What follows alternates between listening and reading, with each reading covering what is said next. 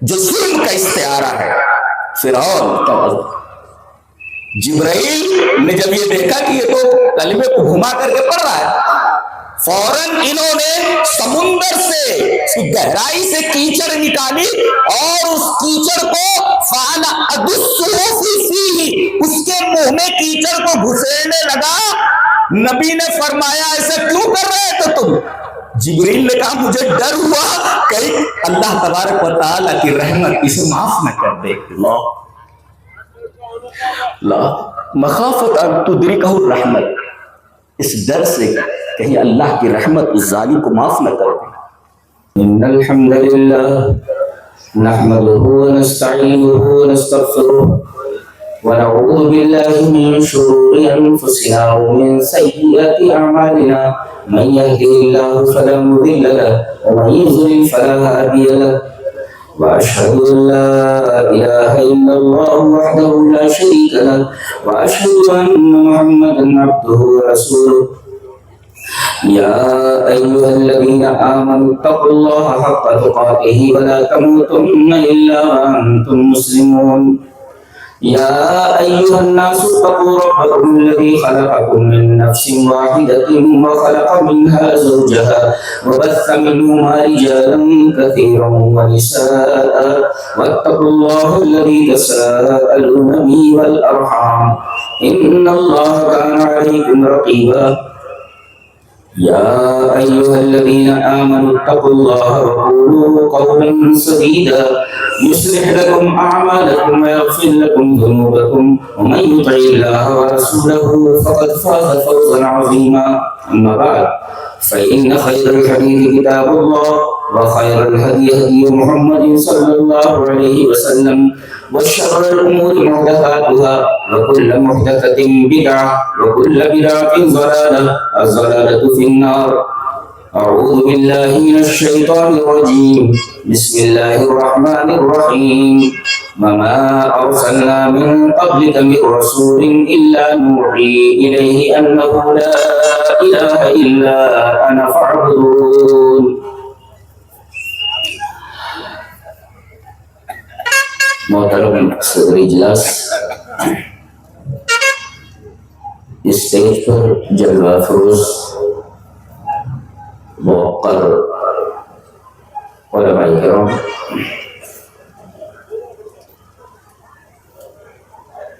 بزرگوں، نوجوان بھائیوں، پیارے بچوں، نشین ماحول ہے۔ خطاب کا عنوان ہے معاشرے کی اصلاح میں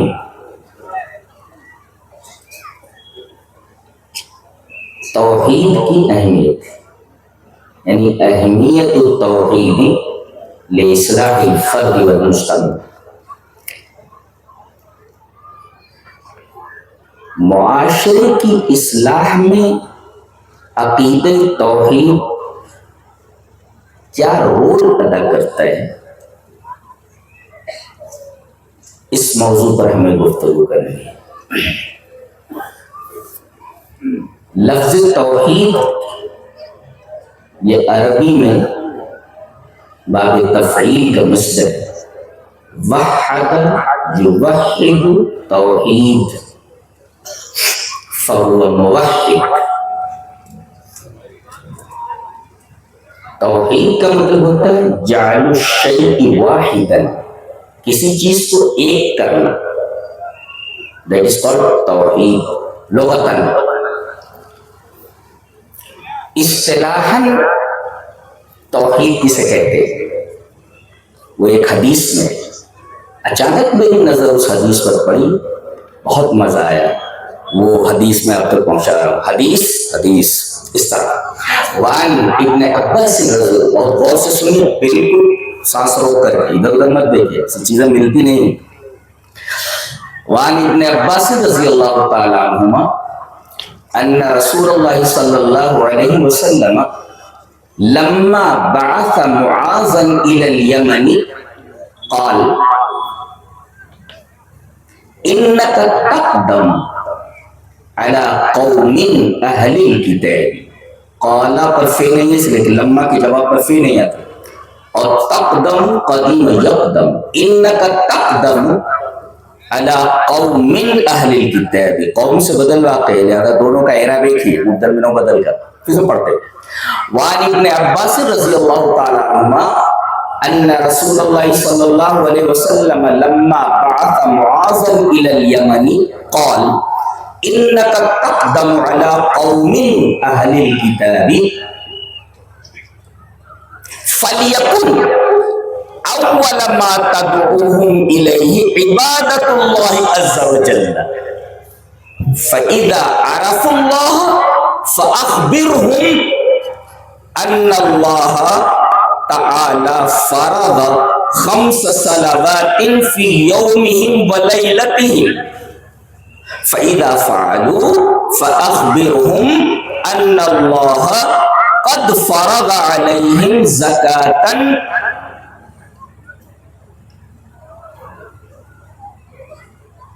تؤخذ من أغنيائهم فترد إلى فقرائهم فإذا أطاعوا بها فخذ منهم وتبقى اموال الکرائم۔ رواہ مسلم کی کتاب الایمان، دیکھیں یہ روایت مسلم شریف کتاب الایمان میں روایت پڑھ دیجیے۔ حضرت عبداللہ ابن عباس فرماتے ہیں کہ نبی کریم صلی اللہ علیہ وسلم نے حضرت معاذ ابن جبل کو جب یمن بھیجا تو جب وہ جانے لگے تو کہا سنو کہ بات سنو، جا تو رہے ہو، انک تقدم علی قوم اہل الکتاب، تم ایسی قوم کے پاس آ رہے ہو جو کتاب والی قوم ہے، اہل کتاب ہے، تو پہلے فَلْيَكُنْ أَوَّلَ مَا تَدْعُوهُمْ إِلَيْهِ عِبَادَةُ اللَّهِ عَزَّ وَجَلَّ، تو پہلے جس چیز کی تم انہیں دعوت دو گے وہ دعوت کیا ہوگی؟ عبادت اللہ عز وجل، اللہ تبارک و تعالیٰ کی عبادت۔ گویا کہ عبادت اللہ توحید، اس لیے کہ عبادت اللہ کا مطلب یہ توحید۔ تو پہلے سب سے آپ جس چیز کی دعوت وہاں ان کے سامنے پیش کرو گے وہ عبادت اللہ عز و جل، اللہ تبارک و تعالیٰ کی عبادت، بالفاظ دیگر سب سے پہلے آپ توحید کی دعوت پیش کریں گے جی، اور لیکن امر ہے، یعنی یہی ضروری ہے کہ سب سے پہلے ان کے سامنے توحید کی دعوت رکھی جائے۔ ریپیٹ کرتا ہوں، فَلْيَكُنْ أَوَّلَ مَا تَدْعُوهُمْ إِلَيْهِ عِبَادَةُ اللَّهِ عَزَّ وَجَلَّ، سب سے پہلے جو دعوت تم ان کے سامنے پیش کرو گے وہ عبادت اللہ عز وجل، یہ عبادت اللہ عز وجل از اکول ٹو توحید، اس کا نام توحید۔ تو گویا کہ اصطلاح میں، لغت میں تو جائز شیء واحد، لیکن اصطلاح میں اللہ تبارک و تعالی ہی کی عبادت کا نام توحید ہے، جو اس حدیث میں ہے، اور سب سے پہلے یہی دعوت تمہاری ہونی چاہیے۔ اچھا اگر اس کو مان لیں تو فَإِذَا عَرَفُوا، یہ جملہ قابل غور ہے، علماء کی جناب میں ایک بہت عظیم الشان نکتہ علامہ ابن قیم رحمہ اللہ کا، غور سے سنو، ایسے بہت ڈیپ مطالعے کے اوپر مبنی چیزیں ہوتی ہیں۔ جی جی جی، یہ نہیں کہا آپ نے جب مان لے ایسا تو آگے یہ کرنا، توحید کی دعوت پہلے آپ پیش کر دیں، ٹھیک ہے۔ فَإِذَا عَرَفُوا اللَّهَ، جب وہ اللہ کی معرفت حاصل کر لیں، دقیق، جب وہ اللہ کی معرفت، فَإِذَا عَرَفُوا اللَّهَ، یہ مسلم شریف کتاب الایمان کی روایت، فَإِذَا عَرَفُوا اللَّهَ، جب وہ اللہ کی معرفت حاصل کر لے، اللہ کو پہچان لے۔ ہم یہاں رکیں گے فَإِذَا عَرَفُوا اللَّهَ پر، اللہ کو پہچاننے کا کیا مطلب ہے؟ علامہ ابن قیم رحمہ اللہ فرماتے ہیں، الصواعق المرسلہ میں ان کی کتاب ہے، قابل مطالعہ کتاب ہے، الصواعق المرسلہ، چھوڑی ہوئی آندھی، چھوڑی ہوئی آندھی، کیا لکھتے ہیں؟ بہت غور سے، ان دعوت الرسل تدور علی ثلاثۃ محاور، انبیاء جتنے بھی آئے دنیا میں اور جتنے بھی رسول آئے، سب کی دعوتوں کا ایکسس، سب کی دعوتوں کا محور جس کے اوپر ان کی پوری دعوت گھومتی ہے،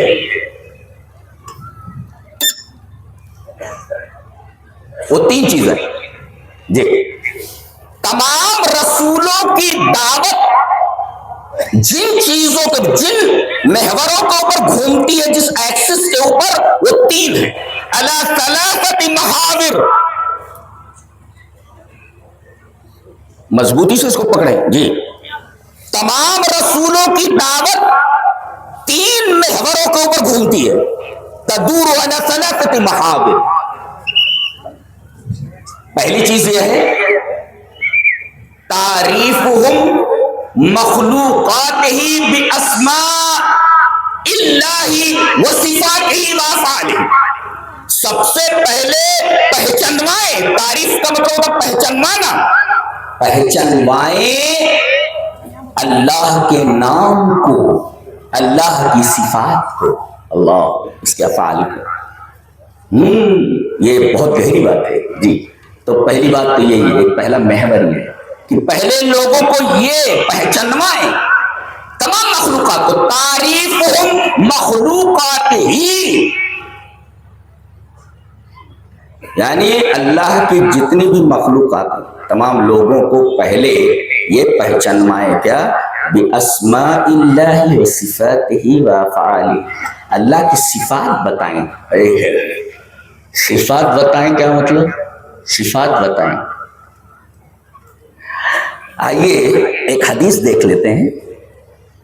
حدیث اس طرح، وان ابن عباس رضی اللہ تعالی عنہما ان النبی صلی اللہ علیہ وسلم قال لما اغرق اللہ فرعون قال آمنت انه لا الہ الا الذی آمنت به بنو اسرائیل فقال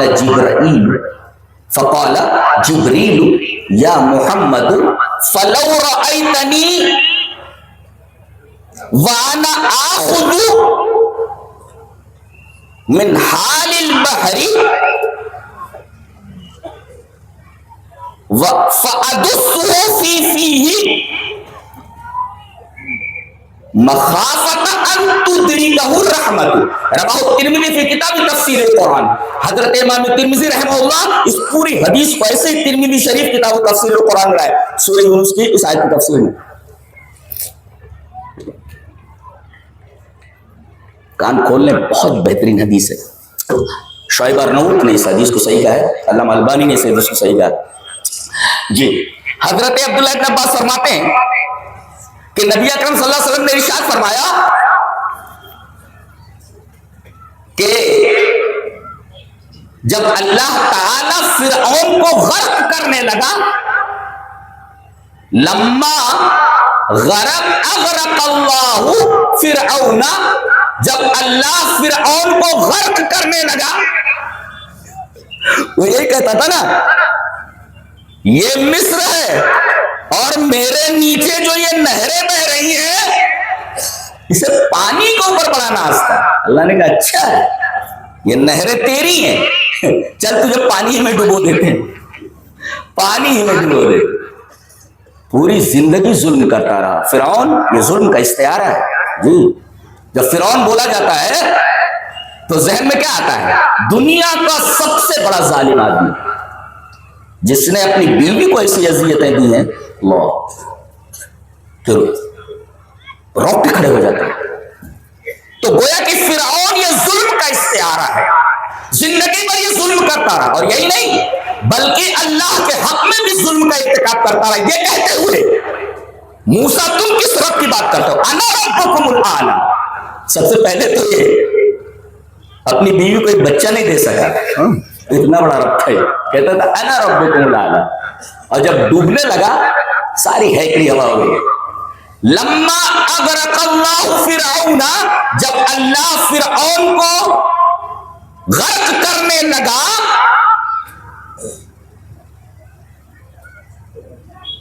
تو زندگی بھر جس کلمے سے انکار کرتا رہا، موت کو دیکھ کر کے سامنے کہہ بیٹھا آمنت انہ لا الہ الا الذی آمنت بہ بنو اسرائیل۔ ارے سیدھے سیدھے بول دیتا نا لا الہ الا اللہ، یوں گھما رہا ہے۔ میں ایمان لایا اس بات پر کہ نہیں ہے کوئی معبود سوائے اس کے جس کو بنی اسرائیل نے معبود مانا۔ لا الہ الا اللہ کہنے کے بجائے یوں گھما رہا ہے اس کو، یوں گول گول گھما رہا ہے۔ میں ایمان لایا اس بات پر، آمنت انہ لا الہ الا الذی آمنت بہ بنو اسرائیل، میں اس بات پر ایمان لایا کہ نہیں ہے کوئی معبود مگر وہی جس پر بنی اسرائیل ایمان لایا ہے۔ اب دیکھو نبی کریم صلی اللہ علیہ وسلم فرماتے ہیں کہ فقال جبریل نے کہا یا محمد، اے محمد صلی اللہ علیہ وسلم، فلو رأیتنی وانا آخذ من حال البحر، آپ دیکھتے کہ میں سمندر کی مٹی نکال رہا تھا، انا آخذ من حال مانے کیچڑ، سمندر کا کیچڑ نکال کر کے فانا ادسہ فی فیہ، فرعون کے منہ میں وہ مٹی گھسا رہا تھا میں، کیوں؟ مخافت ان تدرکہ الرحمت، اس ڈر سے کہ کہیں اللہ کی رحمت اس آدمی کو بخش لے۔ اللہ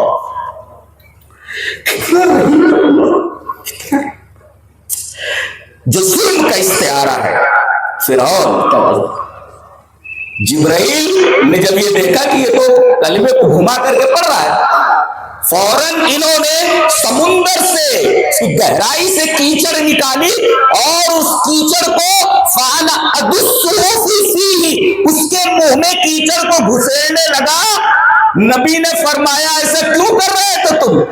جبریل نے کہا مجھے ڈر ہوا کہیں اللہ تبارک و تعالیٰ کی رحمت اسے معاف نہ کر دے۔ لا مخافت ان تدرکہ الرحمت، اس ڈر سے کہیں اللہ کی رحمت اس ظالم کو معاف نہ کر دے۔ تو ہم جیسے گنہگاروں کو کتنی خوشی ہوتی ہے یہ حدیث پڑھنے کے بعد، اور روکتے کھڑے ہو جاتے ہیں جب یہ معلوم ہوتا ہے کہ یہ جبریل جو نبی کریم صلی اللہ علیہ وسلم کے پاس وحی لے کر آتا تھا، یہ کئی ہزار سال پہلے اس وقت بھی وہاں موجود تھا جب فرعون کو اللہ تبارک و تعالیٰ سمندر میں غرق کر رہا تھا۔ کتنا عجیب و غریب فرشتہ ہے، کتنا عجیب۔ کچھ سمجھ میں آیا؟ جی سمجھ میں آیا کچھ؟ یہ وہی فرشتہ ہے جو نبی پر وحی لا رہا ہے، یہ کہہ رہا ہے کہ میں اس وقت وہاں حاضر تھا کئی ہزار سال پہلے۔ کیسی اللہ کی مخلوقات ہے سب، یہ نور کے بنے ہوئے ایسے نور کے بنے، اور ایک معزز فرشتہ ہے۔ اللہ تبارک و تعالیٰ نے اس کے بڑے سارے اوصاف قرآن حکیم میں بیان کیے۔ اللہ تبارک و تعالیٰ کی رحمت کا اندازہ لگائیے، وہ کہہ رہے ہیں کہ میں مٹی اس کے منہ میں ڈال رہا کہ کہیں اللہ اس پر رحم نہ کرے، اللہ اس پر رحم نہ کرے، اللہ اس پر رحم نہ کرے۔ تو اللہ تبارک و تعالیٰ کے اسماء اور صفات یہ ان کے سامنے بیان کرو۔ اللہ کو پہچانواؤ بے اسماء اللہ و صفاتہ، اللہ کے ناموں اور اس کی صفات کے ذریعے بتاؤ کہ اللہ کیسا ہے، اللہ کیا ہے، کتنا رحیم ہے۔ دیکھیے اس کی صفت بیان کی، رحمت کی انتہا ہے، رحمت کی انتہا۔ ظلم کے استعارے کو معاف کرنے کی بات آ گئی ہے۔ جبریل کو ڈر ہوا کہ کہیں اسے معاف نہ کر دیا جائے۔ تو پہلی چیز ہے کہ تمام رسولوں کی دعوت گھومتی ہے تین محوروں پر۔ پہلا محور یہ ہے کہ اللہ کی مخلوقات کو تعارف کرایا جائے اللہ تبارک و تعالیٰ کا، اس کے ناموں اور اس کی صفات کے ذریعے کہ اس کی صفتیں کیسی، وہ کیسی صفات کا حامل۔ اور دوسرے الطریقۃ الموصلۃ الی اللہ، بتائیں کہ وہ راستہ کون سا بندہ اللہ تک پہنچتا ہے، یہ بتایا جائے جی کہاں اللہ تبارک و تعالیٰ کی رضا تک پہنچتا ہے، یہ بتایا رسول نے بتایا ہے کون سا راستہ. چلیے وہ حدیث لے لیتے ہیں. حدیث اس طرح وعن جابر بن عبد الله رضی اللہ تعالی عنہ قال كنا عند النبي صلی اللہ علیہ وسلم فخط خطا وخط خطين يمينه وخط خطين يساره ثم وضع يده في الخط الاوسط فقال هذا سبيل الله ثم تلا هذه الايه وان هذا صراطي مستقيما فاتبعوه ولا تتبعوا السبل فتفرق بكم عن سبيله رواه ابن ماجہ فی کتاب الایمان. حضرت امام ابن ماجہ شریف میں یہ حدیث ایسے ہی کتاب الایمان کے اندر لائے. راوی جیسا کہ معلوم ہوا حضرت جابر بن عبداللہ ہے. حضرت جابر بن عبداللہ فرماتے ہیں کہ ہم لوگ نبی کریم صلی اللہ علیہ وسلم کے پاس بیٹھے ہوئے تھے، اچانک آپ نے ایک خط کھینچا. He drew a straight line. آپ نے ایک لمبا خط کھینچا، ایک سیدھی لکیر کھینچی، اور اس سیدھی لکیر کے دائیں طرف دو لکیر ہیں اور اس کے بائیں طرف دو لکیر ہیں. کتنے ہوئے؟ 4. دنیا پریشان ہے ان چاروں کے پیچھے، ان چاروں کے پیچھے پریشان. ایک سیدھی لکیر کے دائیں جانب دو لکیر ہے، بائیں جانب دو لکیر ہے، اور آپ نے بیچ والی لکیر کے اوپر ہاتھ رکھا. نقطہ دیکھیں عقیدے کا. ثم وضع يده في الخط الاوسط. فی کس لیے آتا ہے؟ فی آتا ظرفیت کے لیے، جیسے ہے یہ ہے فی کسی چیز کے اندر داخل کرنا فی. تو آپ نے اس لکیر کے اندر انگلی ڈال دی. لا لا لا لا فی الخط الاوسط، علی الخط الاوسط کہنا چاہیے تھا نا، فی الخط الاوسط. اس کا مطلب فی کا مطلب اعلی ہوتا ہے جب یہ عقیدے کے باب میں آئے تھے. امنتم من فی السماء، کیا تم بے خوف ہو گئے اس سے جو آسمانوں میں، جو آسمان میں ہے.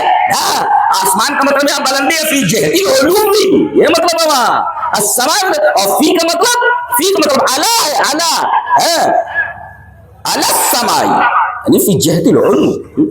ثم وضع يده في الخط الاوسط. سمجھ میں آیا؟ چلو چھوڑو جی، ہاں علماء سمجھ گئے جی.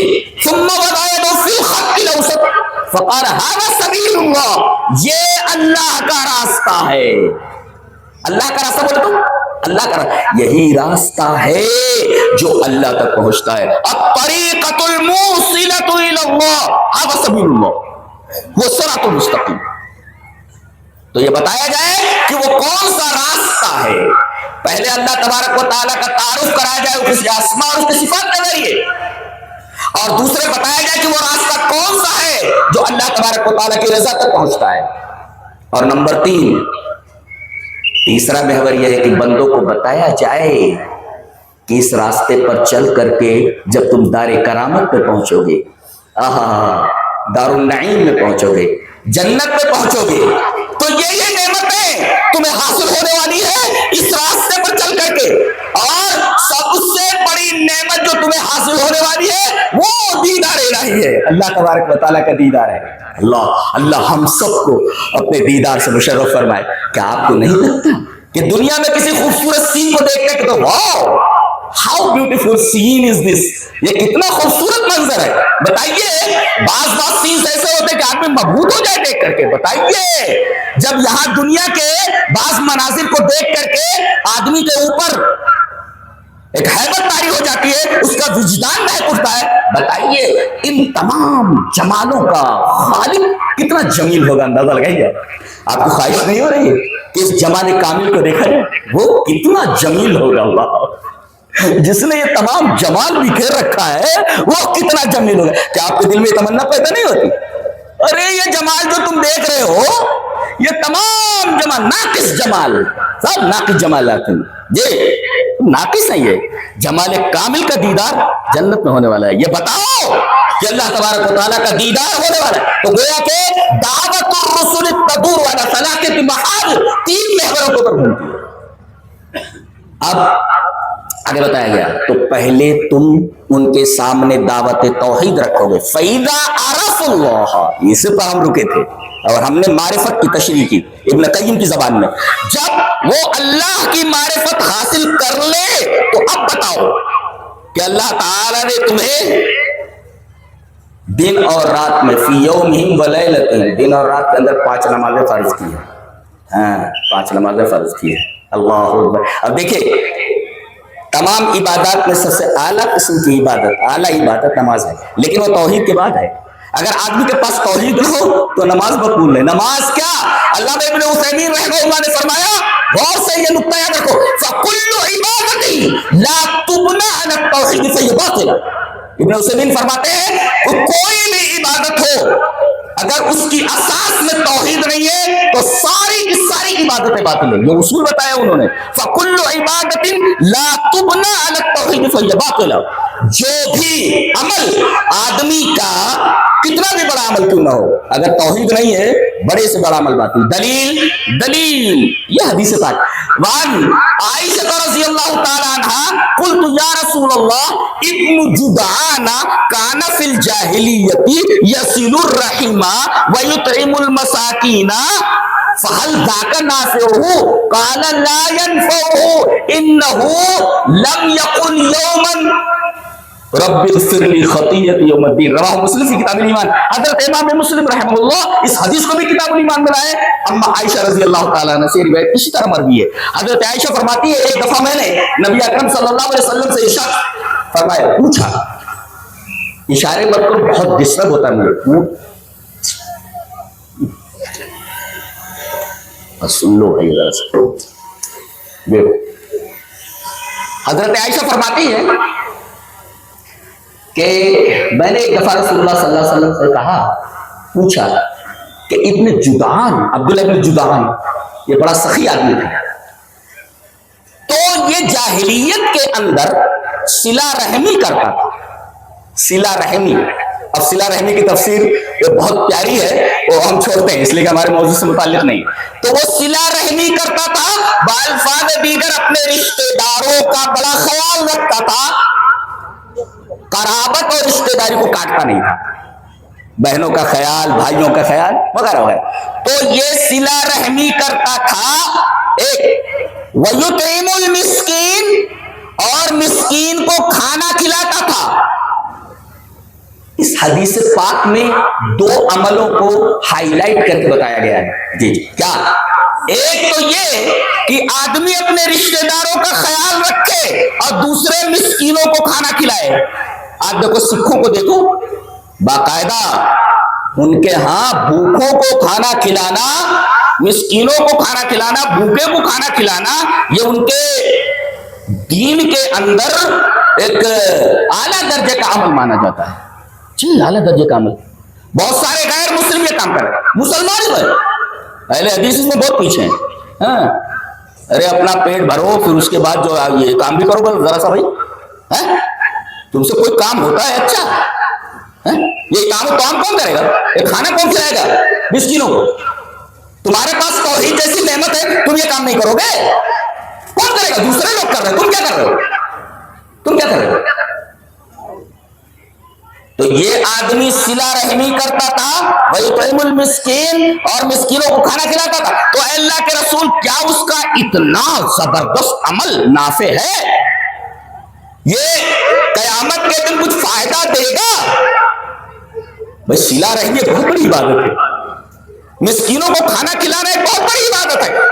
اما عائشہ پوچھ رہے اللہ کے رسول، اتنی بڑی عبادت ابن جدعان کی قبول ہوگی اللہ کے ہاں؟ قیامت کے دن یہ فائدہ حاصل کر سکے گا کچھ؟ نبی کریم صلی اللہ علیہ وسلم نے ڈائریکٹ انکار فرمایا، لا ينفعہ، جی کہ اللہ تبارک و تعالی اس آدمی کے اس عمل کو نافع نہیں بنائے گا۔ کیوں؟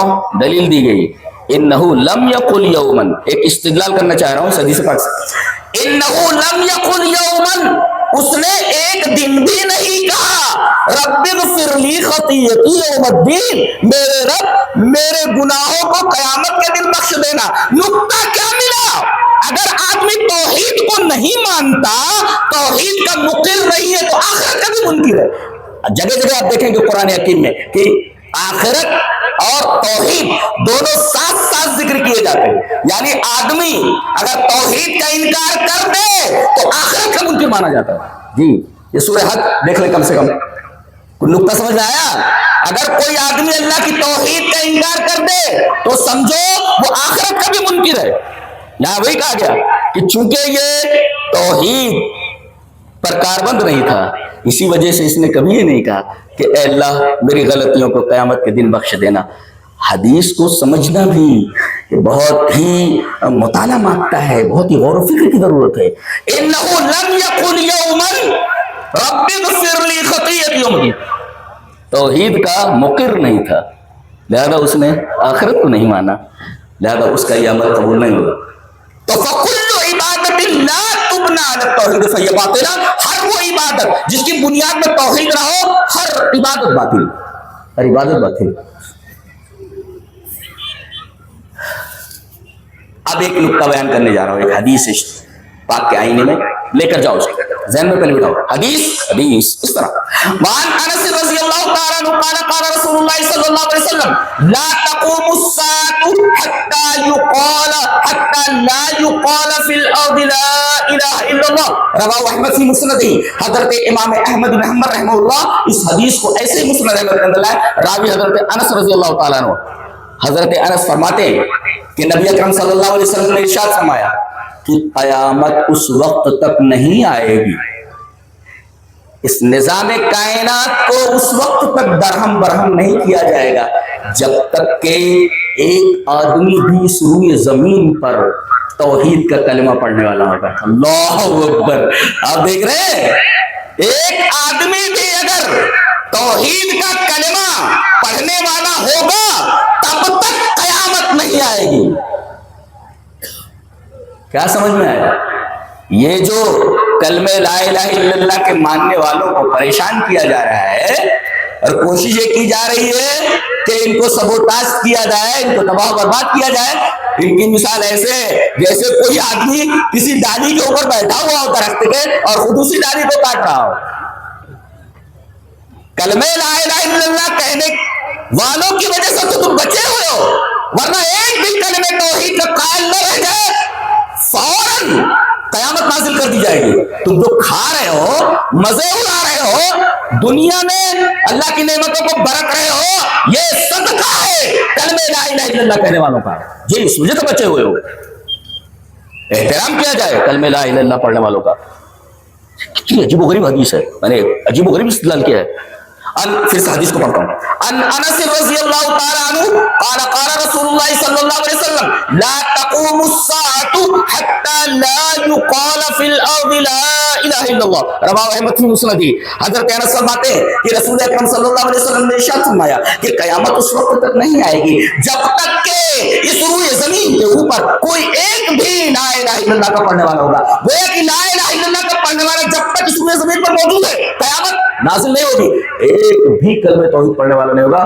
حکم ہوگا اسرافیل کو کہ سور میں پھونک ڈال دیا جائے، سور میں پھونک ڈال دیا جائے اور نظام عالم درہم برہم کر دیا جائے۔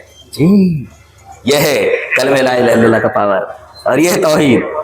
تو گویا کہ معاشرے کی اصلاح کی بات کرتے ہو، اصلاح تو چھوڑو، پوری دنیا کے افراد اور پوری دنیا کے معاشرے بچے ہوئے ہیں کلمہ لا الہ الا اللہ۔ اصلاح تو چھوڑو، ان کی بقا منحصر ہے کلمہ لا الہ الا اللہ کے اوپر، کہنے والوں کے اوپر۔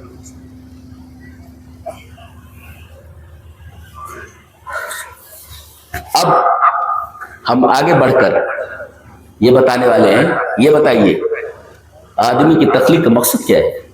جن اور انسانوں کا جو مکلف ہے، اللہ نے فرمایا سورہ ذاریات، ایک عجیب و غریب استدلال، وما خلقت الجن والانس الا لیعبدون۔ غور سے میں دیکھو، ما نافیہ کے بعد الا سے اگر استثناء ہو تو یفید الحصر والقصر، یعنی انسانوں اور جنوں کی تخلیق کا مقصد ہی میری عبادت ہے، میری عبادت ہے۔ اب یہ جوڑیے ابن جدان والی بات سے کہ اگر کوئی آدمی توحید نہیں مانتا تو جتنے بڑے نیک عمل کر لے ایک بھی عمل اس کا نافع نہیں ہے، اور عمل نافع نہیں ہوا توحید چھوڑ دینے کی وجہ سے، تو گویا کہ آدمی نے اپنی زندگی کا، اپنی تخلیق کا مقصد ہی فوت کر دیا۔ اس سے بڑا نقصان آدمی کے لیے کیا ہو سکتا ہے؟ اس سے بڑا خسارہ کیا ہو سکتا ہے کہ آدمی اپنی تخلیق، ارے بھائی کسی کو بھیجا گیا تھا کسی کام سے، اس نے وہ کام کیا ہی نہیں، ناکام ہو گیا ہو، تو تم کو پیدا کیا گیا تھا اللہ کی عبادت کے لیے، तमाम इबादतें तुमने कर ली जो बज़ाहिर इबादतें हैं, गरीबों को खाना खिलाना, ये नेकी करना, वो नेकी करना, लेकिन तुम्हारे पास तौहीद नहीं है। अल्लाह ने फरमाया मैंने इसलिए पैदा किया है ताकि वो मेरी इबादत करें। इसका मतलब अगर इबादत नहीं है तो आपके सारे आमाल बातिल हैं। गोया के तौहीद ना होने की वजह से मकसद तखलीक इंसानियत में फौत कर देता है। ये मतलब है इसका। और अल्लामा इब्न उसैमीन रहमतुल्लाह ने बिल्कुल सही फरमाया, फकुल्लु इबादतिन ला तुबना अला तौहीद फहुव बातिल, कि हर वो इबादत जिसकी बुनियाद तौहीद के ऊपर ना हो बातिल होती है।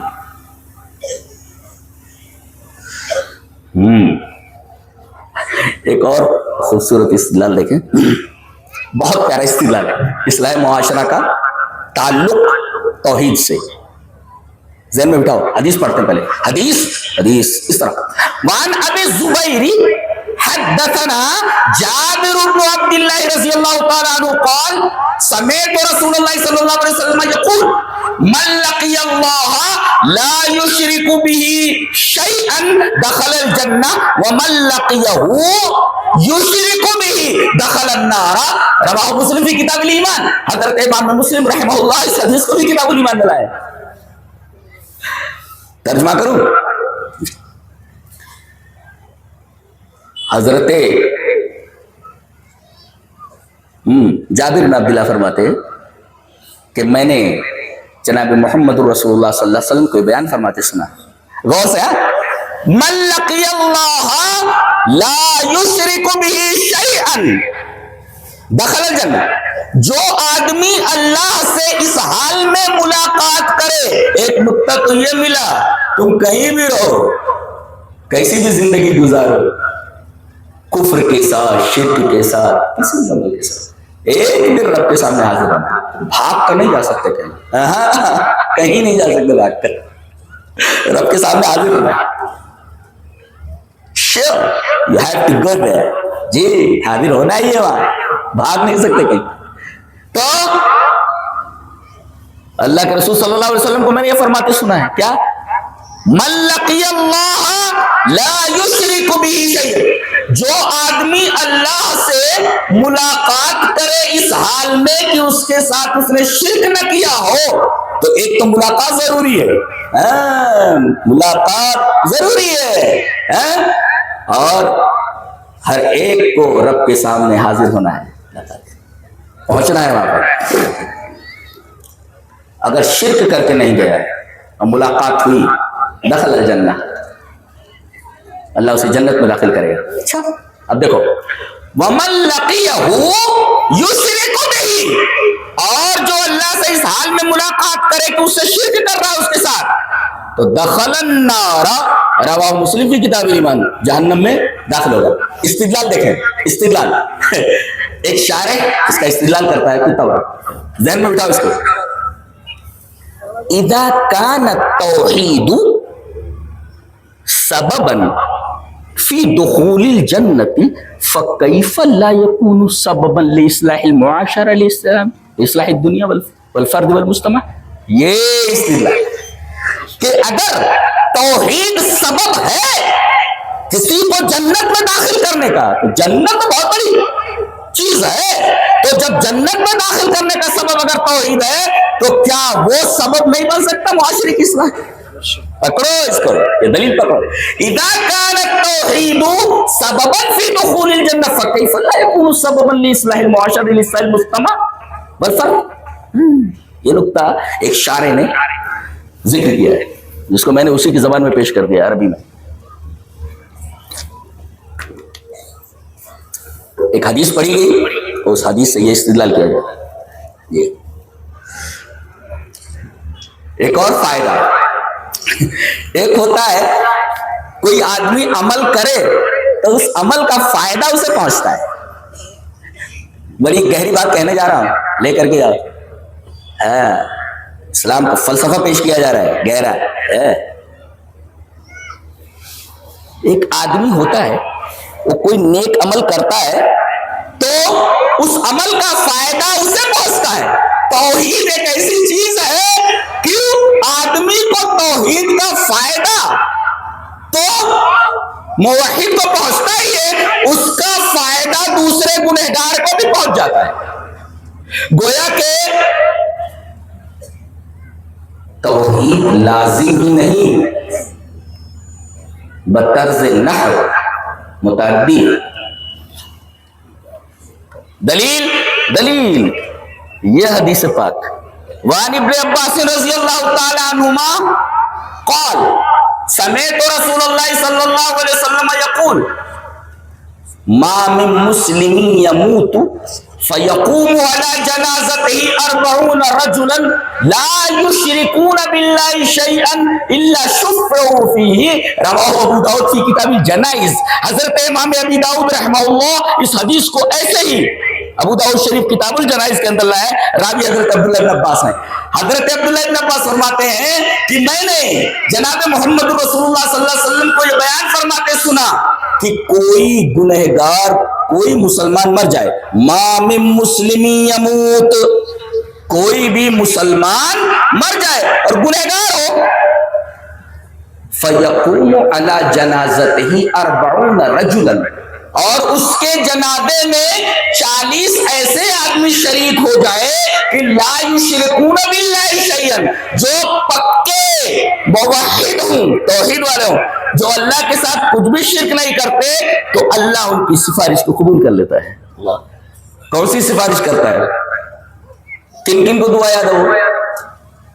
ارے بعض لوگ تو اس کو دھیرے پڑھ لیتے، تو آپ کھڑے رہتے خالی کیا پڑھتے؟ اللہم اغفر لحینا ومیتنا وشاہدنا وغائبنا الى آخر الحدیث، الى آخر الدعا۔ کیا؟ اے اللہ ہمارے زندے کو بخش دے، ہمارے مردے کو بخش دے۔ تو یہ سفارش کی جا رہی ہے نا اس کے تعلق سے، تو یہ جو سفارش کی، اسی وجہ سے لفظ شفاعت استعمال کی گئی، تو یہ جو سفارش کر رہا ہے دعا کرنے والا، اس کی سفارش قبول کر لی جاتی ہے۔ یہ کون ہے بھائی؟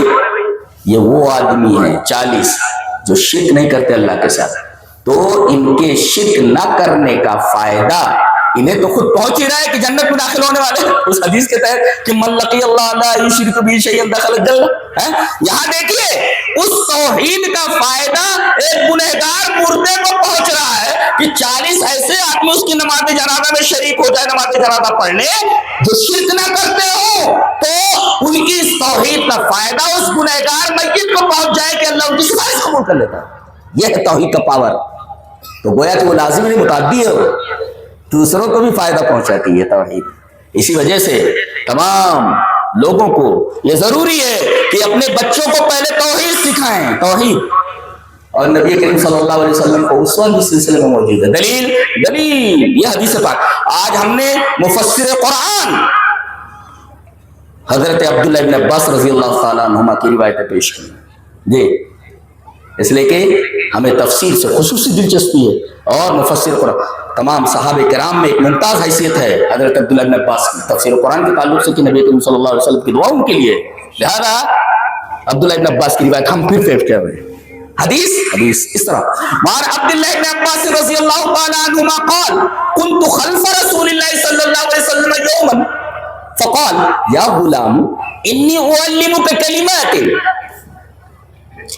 احفظ اللہ یحفظک، احفظ اللہ تجدہ تجاہک، واعلم ان الامة لو اجتمعت على ان ينفعوك بشيء لم ينفعوك بشيء الا قد كتبه الله لك، ولو اجتمعوا على ان يضروك بشيء لم يضروك بشيء الا قد كتبه الله عليك، رفعت الاقلام وجفت الصحف، رواہ الترمذی فی ابواب صفۃ القیامہ۔ حضرت امام ترمذی رحمہ اللہ اس حدیث پاک کو ابواب صفۃ القیامہ میں لائے ہیں، راوی حضرت عبداللہ بن عباس ہیں۔ حضرت عبداللہ بن عباس فرماتے ہیں کہ ایک دفعہ میں نبی کریم صلی اللہ علیہ وسلم کے پیچھے گدھے کے اوپر بیٹھا ہوا تھا۔ کوئی پوچھے، اہل حدیث ہر بات پہ دلیل مانگتا ہے، یہ لاؤ دلیل لاؤ، یہ لاؤ دلیل لاؤ، یہ بتاؤ کہ موٹر سائیکل کے پیچھے کوئی آدمی بیٹھ سکتا ہے، اس حدیث اس بات کی دلیل لاؤ، بیٹھنا جائز ہے کہ نہیں؟ یہ دیکھو حضرت عبداللہ بن عباس نبی کریم صلی اللہ علیہ وسلم کے پیچھے گدھے پر بیٹھے ہوئے، گدھی بھی سواری ہے اور موٹر سائیکل بھی سواری ہے، ہر بھائی استدلال جی कुंतो जी खल्फ रसूलिल्लाह सल्लल्लाहु अलैहि वसल्लम, यहां तक कि मैंने ये टेंट लगाना इसको भी मैंने साबित किया। वो देखो नेट के ऊपर एक तकरीर पड़ी हुई है नबी करीम सल्लल्लाहु अलैहि वसल्लम का खुतबे हज्जतुल वदा, ये है तकरीबन 13 मिनट तक मैंने वो पूरा खुतबा मुंह ज़बानी बयान किया। अल्लाह अकबर। उसमें अहनाफ उलमा भी थे और उन्होंने अल्हम्दुलिल्लाह दांतों में उंगलियां दे ली। 13-14 मिनट तक मुकम्मल खुतबा अरबी में जी। उसमें मैंने कहा कि नबी करीम सल्लल्लाहु अलैहि वसल्लम जहां खड़े हुए हैं एक ऊंटनी पर है जी, ऊंटनी पर आप खुतबा दे रहे हैं तो स्टेज हो गया, और एक साहब उसमें आप देखिए कि वो साया किए हुए हैं जी। तो कौन सी ऐसी बात है जो कुरान और हदीस से साबित नहीं है? अब देखिए यार, मोटरसाइकिल के पीछे कोई बैठ सकता है? कुंतु खल्फा रसूलुल्लाह सल्लल्लाहु अलैहि वसल्लम, मैं रसूलुल्लाह सल्लल्लाहु अलैहि वसल्लम के पीछे था, गधे पर बैठा हुआ। एक दिन आपने फरमाया या गुलाम, बच्चे एक दफा ये रात का अमल देखने गए थे जी, अपनी खाला मैमूना के पास पहुंचे और कहा कि अम्मा, हजरते मैमूना इनकी खाला है, कहा कि आज मैं यही रहूंगा। तो कहा कि नहीं? बोले मैं नबी करीम सल्लल्लाहु अलैहि वसल्लम का अमल देखना चाहता हूँ। रात में क्या था, क्या माहौल था नबी करीम सल्लल्लाहु अलैहि वसल्लम। एक बच्चा प्यारे नबी जनाब मोहम्मद रसूलुल्लाह सल्लल्लाहु अलैहि वसल्लम का रात का अमल देखना चाह रहा है, इसको तो मोबाइल से फुर्सत नहीं। बे पागल कहीं का, क्या कर रहा है उसमें घुसा हुआ, नालायक कहीं का। एक साहब ने पूछा कि असहाबे कहफ में और आजकल के नौजवानों में क्या फर्क है? मैंने कहा कि असहाबे कहफ वो थे जिन्होंने दीन के लिए दुनिया को छोड़ दिया, और आजकल के नौजवान दुनिया के लिए दीन को छोड़ दिया। ये देखिए, इसलिए कि तरबियत नहीं हुई ना, ये तरबियत है। देखो कहा कि ठीक है, अब ये सोते बन गए, सोए तो लेकिन सो नहीं रहे थे, नामा नहीं तनावमा, सोते बन गए थे। नबी करीम जाग रहे थे, नबी करीम सल्लल्लाहु अलैहि वसल्लम नामल गुलैम, या गुलाम, बच्चा सोएगा वा, बच्चा सोएगा। एक होता है बच्चा सो गया तो नामल गुलाम, और बच्चा सोएगा नामल गुलाम, तस्वीर गुलाम की जी, नामल गुलाम, बच्चा सोएगा, लड़का सोएगा तो नामल गुलाम, लड़का सो गया, लड़का सो गया, प्यार से नामल गुलाम, गुलाम की तस्वीर है, प्यार से कहा जाता है ये। और ये जाग रहे थे, जैसे नबी करीम सल्लल्लाहु अलैहि वसल्लम तहज्जुद के लिए खड़े हुए, ये गलत समत में आकर खड़े हो गए। नबी करीम सल्लल्लाहु अलैहि वसल्लम के कान पकड़ा और दाएं तरफ कर लिया, इसलिए कि इमाम बाएं तरफ होता है ना। किस तरफ होता है? दाएं की बाएं। और लगे रहो उसमें, लगे रहो, आता जाता कुछ नहीं, लगे रहो मोबाइल। दीन नहीं सीखना उलमा से, जुड़ो उलमा से। अब उनको ये तो समझाया कि इमाम किस तरफ खड़ा होता है। एक बच्चे को मसला मालूम, जिंदगी में नहीं भूलेगा, जिंदगी में नहीं भूलेगा। अमल है ये, अमल जिंदगी में नहीं भूलेगा कि कान पकड़ के किस तरफ खड़ा किया गया। यहाँ है नामल गोलई, यहाँ क्या है, या गुलाम, पीछे बैठे हुए सवारी पर।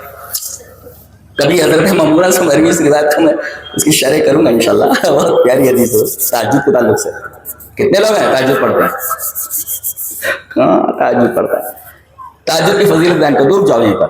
हदीस इस तरह वहाँ नबी हुरैरा रज़ियल्लाहु ताला अन्हु क़ाल क़ाल रसूलुल्लाह सल्लल्लाहु अलैहि वसल्लम यंज़िलु रब्बुना तबारक व तआला कुल्ल लैलतिन इला समाइद दुनिया हीन यब्क़ा सुलुसुल लैलिल आखिर। जी आखिर ये सुलुस की सिफत है, आखिर। यक़ूल मन यदऊनी फ़अस्तजीब लहु मन यसअलुनी फ़ऊतियहु मन यस्तग़फिरुनी फ़अग़फ़िर लहु। रवाहुल बुखारी की किताब तहज्जुद। हज़रत इमाम बुखारी रहमहुल्लाह इस हदीस को ऐसे किताब तहज्जुद के अंदर लाए कि रब ताला नाजिल होते हैं आसमान दिन, अर्श खाली नहीं होता है, नुज़ूल की कैफियत मजहूल है, कैफ मजहूल। हमारा एक शागिर्द है जी, वो लंदन से पढ़ के आए हैं, वो MBA किया हुआ उन्होंने। तो उन्होंने कहा मुझे दाई बनना है, तो तकरीबन 1.5 साल मुझसे उन्होंने अरबी نحو صرف فرائض بہت سارے فنون پڑھے خصوصاً منطق اور فلسفی. میرا خیال ہے کہ اس وقت ان کی سیلری جو ہے 50 لاکھ یہ سالانہ ہے. اب 1 کروڑ ہونے والی. 1.5 سال پڑھا اس نے, MBA لندن سے MBA, اور ایک بہت بڑی کمپنی کے اندر ایز اے مینیجر. جی جی جی اس نے ایک بات کہی, سائنس بہت پڑھتا ہے, سائنس کا طالب علم. اس نے کہا شیخ ایک نزول اوپر کی طرف ہوتا ہے, اسے ہوتا ہے. میں نے کہا نہیں سمجھ میں آ رہا ہے. کبھی بیٹھیں گے دیکھیں گے یہ نزول اوپر کی طرف کیسے ہوتا ہے, اس کو نزول بولتے, اترنا ایسے ہوتا ہے. اللہ کیف مجھول ہے, کیفیت مجھول. اللہ تبارک و تعالیٰ آسمانی دنیا تک نزول کرتے ہیں, اسماعی بولے آواز لگاتا ہے. کون ہے جو دعا کریں گے اس کی دعا قبول کرو, کون ہے جو مجھ سے کچھ مانگے اسے دے دو, کون ہے جو اپنے گناہوں کی معافی مانگے مجھ سے معاف کرو. تم تو سوئے رہتے ہو, تم سے زیادہ بدنصیب کون ہے؟ سوئے رہو, تمہاری قسمت سو رہی ہے, پوری دنیا کے لاکھ جوتے کھا رہے ہو اسی وجہ سے. رب تعالیٰ تمام چیزوں سے منزہ ہے, وہ آواز لگا رہے ہیں مجھ سے مانگو میں تمہیں دے دوں, اور تم ہو سوئے پڑے رہے تم مردوں کی طرح.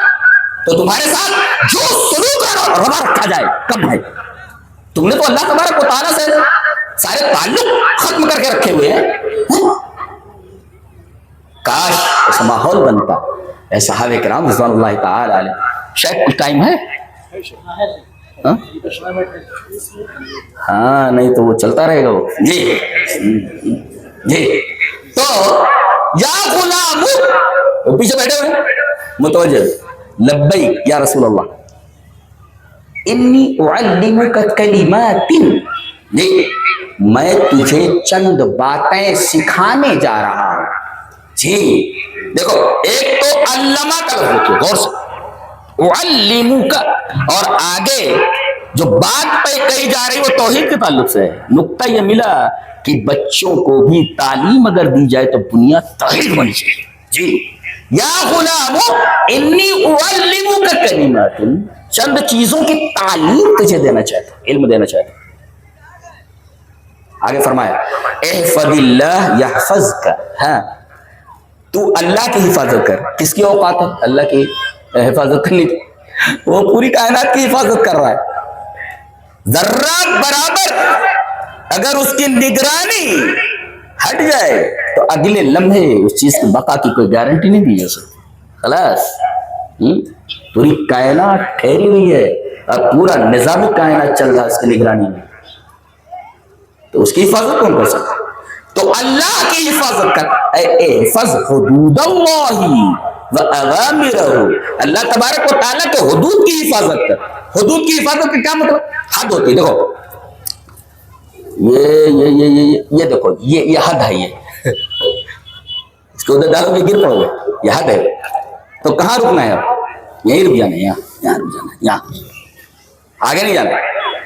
تو don't cross the limit, limit جو قائم کر دی گئی کراس نہیں کرنا. تو حد اللہ نے مقرر کر دی, اسے آگے نہیں جانا, یہ مطلب ہے. احفظ حدود اللہ, اللہ تبارک و تعالیٰ کے حدود کی حفاظت کر تو یحفظ کا, وہ تیری حفاظت کرے گا. حفاظتیں ہٹ جائیں گی تمہارے اوپر سے, جوتے کھاؤ گے, بری طرح مارے جاؤ گے اگر تم نے اللہ کے حدود کی حفاظت نہیں کی. کان کھول کر سن لو, کہیں نہ کوئی لیکیج ہے یہ جو حفاظت نہیں ہو رہی ہے, اس لیے کہ ہم نے اللہ تبارک و تعالیٰ کے حدود کی حفاظت چھوڑ دی. کیا بات ہے. اچھا آگے دیکھو دوسرا ٹکڑا بہت عجیب و غریب ہے. احفظ اللہ تجدہ تجاہک, تو اللہ کے حدود کی حفاظت کو تو اللہ کو اپنے سامنے پائے گا. تجاہک امامک, اللہ کو اپنے سامنے پائے گا. اللہ کو اپنے سامنے پائے گا کیا مطلب؟ سامنے کون ہوتا ہے؟ یقود الی کل خیر. آگے اللہ تیرے سامنے, تو اللہ کے حدود کی حفاظت کر, اللہ تجھے پکڑ کر کے ہر خیر کے راستے پر ڈال دے گا اور ہر برائی کے راستے سے ہٹا دے گا. یہ مطلب ہے احفظ اللہ تجدہ تجاہک, تو اللہ کے حدود کی حفاظت کر, اللہ تیرے سامنے ہوگا اور تیرا ہاتھ پکڑ کر ہر خیر کے کام پر یدل علی کل خیر ویحفظ من کل سوء من کل مکروہ, ہر ناپسندیدہ چیز سے تجھے ہٹا دے گا اور ہر خیر کی طرف تیری رہنمائی کرے. یدل علی کل خیر. اچھا یہ ہو گیا احفظ اللہ. اذا سألت فاسأل اللہ, مانگ تو اللہ سے مانگ. یہاں یہ دیکھا گیا لوگوں کو اپنی فکر نہیں ہے, وہ جو مر گئے ان کی فکر ہے. چونا لگا رہے. اب تو یہ بدعت آگے بڑھ کر کے وہ جو دیا ہوا جلانے لگے, وہ کہاں پہ, قبروں پر. لا لا لا, حیرت انگیز بات ہے. ارے بھائی تو کہیں جا کر رکے گی ینتہی لا حد, یا نہیں, اس کو کوئی حد ودا نہیں, چلتی رہے گی. یہ کیا ہو رہا ہے؟ یعنی اپنی زندگی کو سفید کرو, اوپر سے قبروں کو چونا کاری کرنے سے کیا ملنے والا ہے مرے ہوئے آدمی کو؟ اس کے ساتھ تو اس کا عمل گیا نا, اس کے ساتھ اس کا عمل گیا. تو اللہ اکبر, اللہ کے حدود کی حفاظت ہے. اچھا آپ نے آگے فرمایا وَعَلَمْ أَنَّ الْأُمَّةَ لَوْ اجْتَمَعَتْ, یہ آپ کے لیے سن لو, جان لے میرے بچے کہ اگر پوری کائنات کے تمام لوگ مل کر تجھے نقصان پہنچائیں, تجھے نفع پہنچانا چاہیں, تو اتنا ہی نفع پہنچا سکتے ہیں جتنا اللہ نے تیرے لیے لکھ دیا ہے.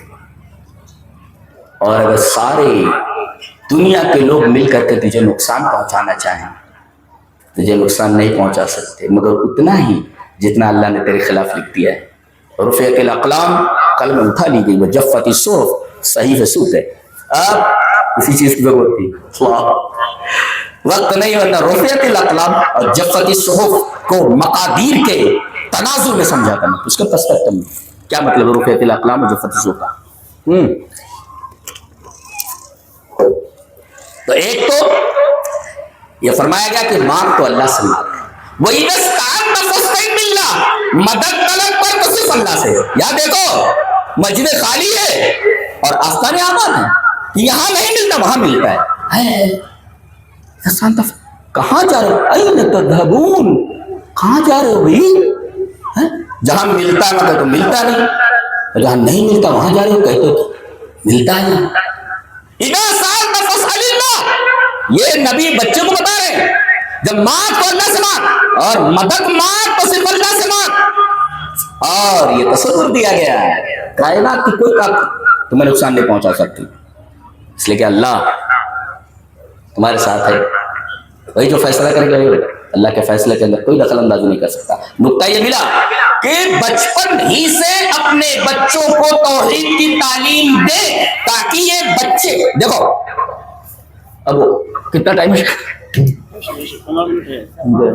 جی, چلیے وہ حدیث پڑھ لیتے ہیں. حدیث اس طرح, وعن ابی ہریرہ رضی اللہ تعالی عنہ عن النبی صلی اللہ علیہ وسلم قال سبعة يظلهم الله في ظله يوم لا ظل الا ظله, الامام العادل والشاب نشأ في عبادة الله ورجلان تحابا في الله اختلفا وتفرقا عليه, اجتمع عليه وتفرقا عليه, ورجل بعده امرأة ذات منصب وجمال فقال اني اخاف الله, ورجل تصدق بصدقة حتى لا تعلم يمينه ما تنفق شماله. کبھی کبھی ایسا الٹا ہے, دائنے ہاتھ میں خرچ کے بائیں ہاتھ میں, یہ الٹا ہے. مسلم کتاب الزکات جو روایت میں پڑھنا, ورجل ذکر اللہ خالیا ففاضت عیناه, رواہ مسلم فی کتاب الزکات. حضرت امام مسلم رحمہ اللہ اس حدیث کو ایسی کتاب الزکات میں لائے, راوی حضرت ابو ہریرہ ہیں. حضرت ابو ہریرہ فرماتے 7 آدمی ایسے ہوں گے جو اللہ کے عرش کے سائے کے نیچے ہوں گے. جی, اس میں ایک ہے انصاف کرنے والا حاکم, اور دوسرا وشاب نشأ فی عبادت اللہ. دیکھو وشاب, ایسا نوجوان جو اللہ کی عبادت میں پلا بڑا ہو, اے تربا و نما فی طاعت اللہ و عبادت. ایسا بند کر دیا جائے. وآخر دعوانا الحمدللہ.